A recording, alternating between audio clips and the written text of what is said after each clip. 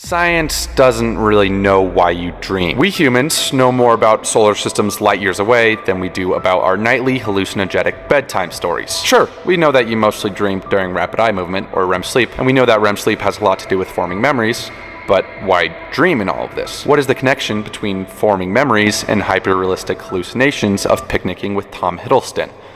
There's not really any good answers. Science doesn't really know, but there are theories. And every theory usually falls under one of two umbrellas. One side claiming that dreams have a primary function, and the other side saying that dreams are an epiphenomenon, or for those who only know regular person words, collateral damage of other primary functions.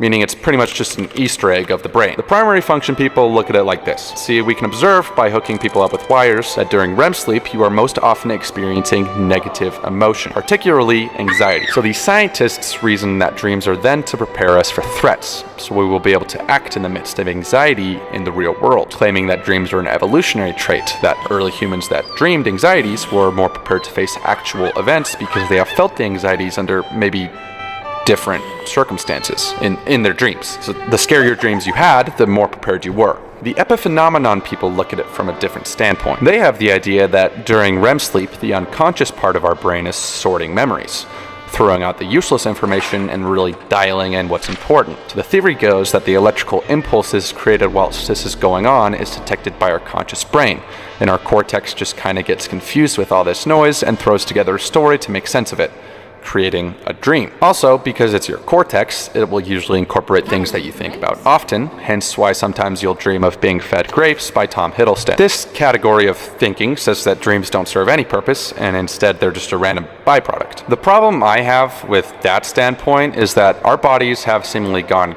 great lengths to ensure we're able to dream. For example, during REM sleep, your brain inhibits motor neurons in the spinal cord, essentially vegetabilizing you while you sleep so you don't act out your dreams. It's like your brain is going out of its way to dream. There are also cases where dreams themselves have seemingly helped people process information, going contrary to the idea that they are purposeless. For example, in 1845, an inventor named Elias Howe had been obsessing over an idea of a machine with a needle that would go through the cloth for you.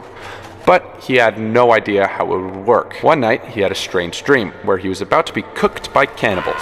Unfortunately, they didn't have Tom Hiddleston back then. The cannibals were dancing around him with spears, about to throw him in a fire, but he noticed something strange about their spears. Each one had a small hole near the tip. When he woke up, he couldn't get the image of the strange spears up and down motion out of his mind. He then realized that was the key to making his machine work. Move the hole from the back of the needle, like how it's done by hand, to the point of the needle, like the spears. So it's thanks to a dream that he realized the technological possibility of this sewing machine. Carl Jung believed that dreams had a very significant meaning, and seems to have a middle ground of the two categories of thinking. He stated that dreams are messages sent up from the unconscious. In his words, the dream is a spontaneous self-betrayal and symbolic form of the actual situation in the unconscious. The dream is specifically the utterance of the unconscious. And that's quite interesting to me. A little too many big words for my taste, but interesting nonetheless. I think that way of thinking appeals to me because for most of my life, I've had lucid dreams. Allow me to give you an example of a lucid dream. One night, I had a dream where I was locked sitting in my room, but my room was empty, no furniture. I saw a wind-up toy lizard that began winding itself. Once it was done winding, it moved like a real-life lizard.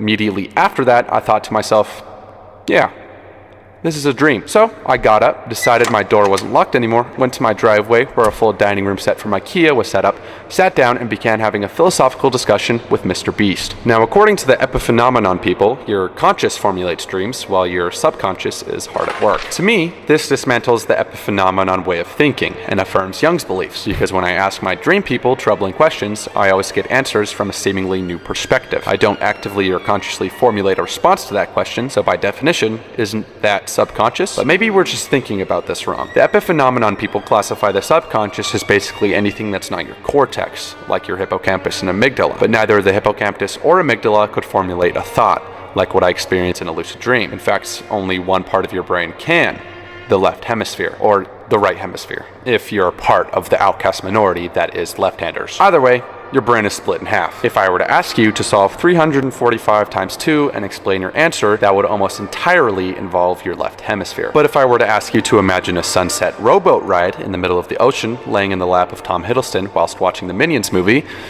That's your right hemisphere. While we see activity in both sides of the brain during REM sleep, there's one specific part that lights up, the right temporal lobe, or more inclusively for you left-hand weirdos, the non-dominant temporal lobe. This part of the cortex is involved in learning and remembering nonverbal information like visuospatial material, music, and the cinematography of that one Tom Hiddleston movie. Okay, so you are processing information during REM sleep then.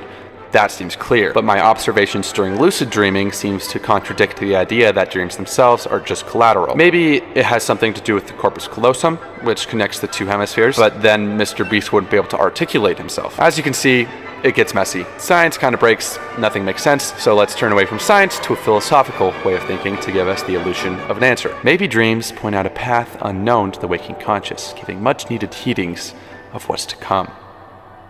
In the form of Tom Hiddleston.